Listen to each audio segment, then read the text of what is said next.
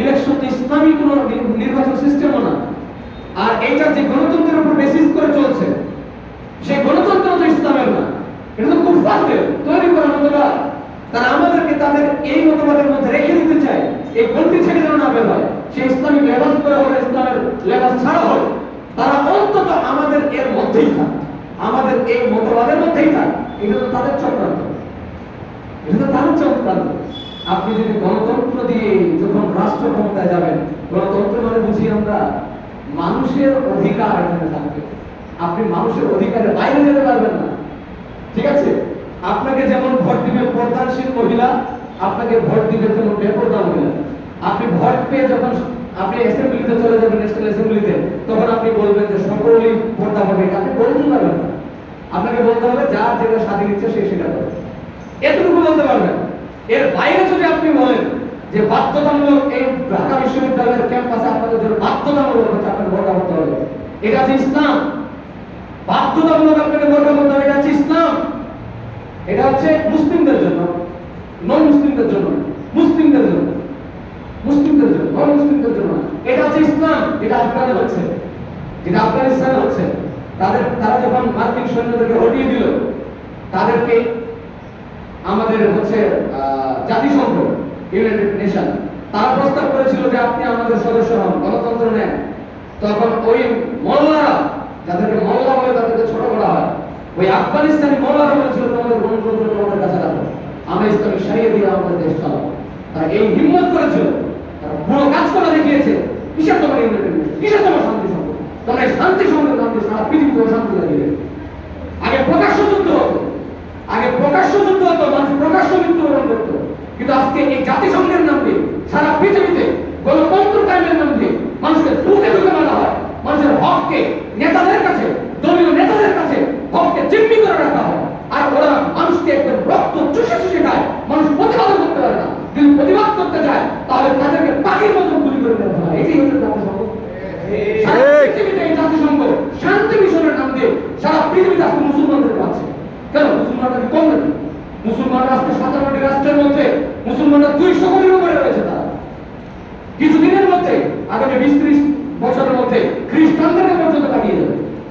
সবচেয়ে fastest growing religion হচ্ছে ইসলাম। এটা আমরা বলছি না, তাদেরই প্রতিবেদন, তাদেরই গবেষণা বলছে, পশ্চিমাদের কথা বলছে। তাই এমন একটি সংখ্যাগরিষ্ঠ মুসলিম জাতির উপরে সারা পৃথিবীতে কেন অত্যাচার চলছে আমার বুঝে আসে না। কেন? এদের চাইতে তো শিখ অনেক কম, এদের চাইতে তো হিন্দু অনেক কম, আমাদের চাইতে তো ইহুদি আরো অনেক কম, মাত্র 1.5 কোটি। কোথায় 200 কোটি? আমরা আমাদের 1.5 কোটি বুঝি, 200 আর 1.5 বুঝি আমরা, 1 টাকা 200 টাকা বুঝি না আমরা, ঠিক তেমনি ভাবে। তাহলে ওই ইহুদির উপর কেন অত্যাচার হয় না? কেন ইহুদির উপর অত্যাচার হয় না? কেন সারা পৃথিবীতে, কাশ্মীরে, আসামে, দিল্লিতে, চীনের উরুগুয়েতে, আপনার ফিলিস্তিনে, সিরিয়াতে, লেবাননে, মিয়ানমারে, সারা পৃথিবীতে শুধুমাত্র একটা নেশনকে টার্গেট করে মারা হচ্ছে, তারা মুসলিম, ঠিক না? কেন হচ্ছে এটা? এটা হচ্ছে সব কিছু তাদের বন্দী। আর তাদের সারা পৃথিবীতে এখন সবচেয়ে বড় স্পেশাল অস্ত্র হচ্ছে গণতন্ত্র। গণতন্ত্রের মাধ্যম দিয়ে তারা করছে সবকিছু। আর আমি যখন মুসলিম লেবাস পরে সেই গণতন্ত্রকে যখন প্রমোট করছি, তাহলে ঠিক আমার এই সমস্ত মুসলমানদের জন্য 5ই আগস্টের পরে সকল দল, সকল প্রতিষ্ঠান, ছোট্ট ছোট্ট থেকে বড় বড় প্রতিষ্ঠান পর্যন্ত নিজের দাবি, হক নিয়ে রাস্তায় নেমেছে। তারা বলছে আমাদের এই হক আমাদেরকে দিতে হবে, আমাদের হক আমাদেরকে দিতে হবে। সেই সময়ে সারা বাংলাদেশের যত মুসলিম দল আছে, হোক সেটা ইসলামী আন্দোলন, হোক সেটা ইসলাম হেফাজতে আন্দোলন, হেফাজতে ইসলাম, হোক সেটা জামায়াতে ইসলাম, হোক সেটা আহলে হাদিস আন্দোলন, সেটা হোক ইনসাফ পার্টি, সেটা হোক জমিয়তে আহলে হাদিস, সবাই যদি বলতো এক জায়গায় দাঁড়িয়ে যে আমরা ইসলামী খেলাফত চাই, গণতন্ত্র চাই না, এটা হচ্ছে মুসলমানের দেশ, মেজরিটি পার্সেন্ট মুসলিমের দেশ, এই দেশের প্রত্যেকটা মানুষকে যদি বলা ইসলামী খেলাফত চাই না, আপনি এই জায়গায় যদি ভোট করেন, তাহলে আপনি দেখবেন যে ইসলামী খেলাফতের পক্ষে ভোট বেশি হয়ে গেছে। এখানে ভোট করেন।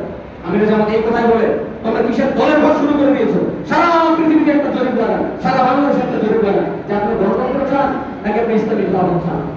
এই ভোটটা লাগান, আপনি দেখবেন যে ইসলামী খেলাফতের ভোট বুঝে হোক না বুঝে হোক সবাই বলবে যে আমরা ইসলামী খেলাফত চাই। আর তারপর ইসলামী খেলাফত চালু করেন, এটাই তো গণতন্ত্র আপনাদের। পরে এই জায়গায় ইলেকশন হয় না, ইলেকশন হয় দলের পক্ষে। এই জায়গায় ইলেকশন হয় না, কোথায়? দলের পক্ষে। অমুক দলকে যেতাম তমুক দলকে যেতাম।